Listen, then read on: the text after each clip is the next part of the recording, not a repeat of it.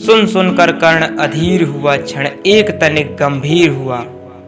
जैसा कि हमने रश्मिरथी के पार्ट 2 में देखा, भगवान श्री कृष्ण ने कर्ण को उसके जन्म की सच्चाई बताई कि कुंती तुम्हारी माता है और तुम पांडवों के ज्येष्ठ भ्राता हो। तब कर्ण ये सब बातें सुनकर थोड़ा अधीर हो जाता है। सुन सुनकर कर्ण अधीर हुआ, क्षण एक तनिक गंभीर हुआ। फिर कहा, बड़ी यह माया है जो कुछ आपने बताया है। दिन मणि से सुनकर वही कथा, मैं भोग चुका हूँ ग्लानि व्यथा। मैं ध्यान जन्म का धरता हूँ, उन्मन यह सोचा करता हूँ। जब कर्ण को अपने जन्म की सच्चाई पता चलती है तो वो सोचता है, मैं ध्यान जन्म का धरता हूँ, उन्मन यह सोचा करता हूँ। कैसी होगी वह माँ कराल, निज तन से जो शिशु को निकाल। धाराओं में धर आती है अथवा जीवित दफनाती है। सेवती मास दस्तक जिसको, पालती उदर में रख जिसको। जीवन का अंश खिलाती है, अंतर का रुधिर पिलाती है। फिर आती उसको फेंक कहीं, नागिन होगी वह नारी नहीं।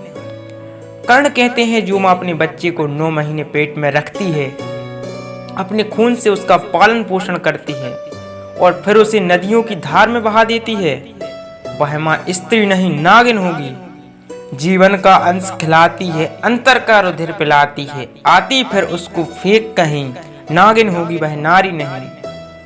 हे कृष्ण आप चुप ही रहिए, इस पर ना अधिक कुछ भी कहिए। सुनना ना चाहते तनिक श्रवण, जिस माँ ने मेरा किया जनन। वह नहीं नारी कुल पाली थी, सर्पिणी परम विकराली थी। पत्थर समान उसका ही था, सुध से समाज बढ़कर प्रिय था।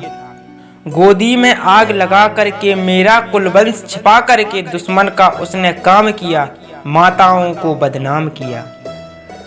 माँ का पै भी ना पिया मैंने, उल्टी अभिशाप लिया मैंने। वह तो यशस्विनी बनी रही, सबकी भौ मुझ पर तनी रही। कन्या वह रही अपरिणीता, जो कुछ बीता मुझ पर बीता। मैं जाति गोत्र से दीनहीन, राजाओं के सम्मुख मलिन। जब रोज अनादर पाता था, कह शूद्र पुकारा जाता था। कर्ण कहते हैं, उस समय कुंती माता कहाँ थी जब हर राजा मेरा अपमान करता था, मुझे शूद्र कहकर पुकारा जाता था। जब रोज अनादर पाता था, कह शूद्र पुकारा जाता था। पत्थर की छाती फटी नहीं, कुंती तब भी क्यों कटी नहीं। मैं सूत वंश में पलता था, अपमान अनल में जलता था। सब देख रही थी दृश्य प्रथा, माँ की ममता पर हुई व्यथा। छिप कर भी तो सुधि ले ना सकी, छाया आंचल की दे ना सकी। 5 तने फूली फूली, दिन रात बड़े सुख में भूली। कुंती गौरव में चूर रही, मुझ पतिक पुत्र से दूर रही। क्या हुआ कि अब अकुलाती है, किस कारण मुझे बुलाती है। क्या 5 पुत्र हो जाने पर, सुत के धनधान गवाने पर, या महानाश के छाने पर, अथवा मन के घबराने पर। ऐसा क्या हुआ कि कुंती मुझे याद कर रही है। क्या 5 पुत्र हो गए इसलिए याद कर रही है, या फिर पुत्रों ने सब कुछ धनधान गवा दिया इसलिए याद कर रही है, या फिर इसलिए याद कर रही है कि उसका मुंह जाग गया। क्या हुआ कि अब अकलाती है, किस कारण मुझे बुलाती है। क्या 5 पुत्र हो जाने पर, सुत के धनधान गवाने पर, या महानाश के छाने पर, अथवा मन के घबराने पर। नारियां सदैव हो जाती हैं, बिछड़ों को गले लगाती हैं। कुंती जिस भय से भरी रही, तज मुझे दूर हट खड़ी रही। वह पाप अभी भी है मुझ में, वह सांप अभी भी है मुझ में। क्या हुआ कि वह डर जाएगा, कुंती को काट ना खाएगा। सहसा क्या हाल विचित्र हुआ, मैं कैसे पुण्य चरित्र हुआ।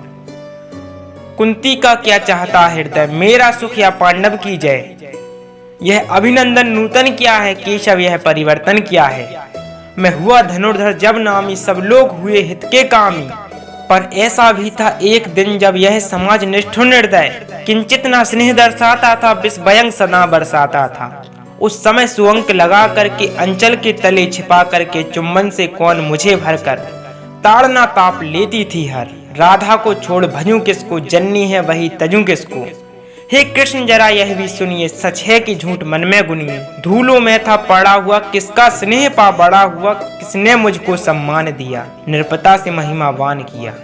अपना विकास अवरुद्ध देख, सारे समाज को क्रुद्ध देख। भीतर जब टूट चुका था मन, आ गया अचानक दुर्योधन।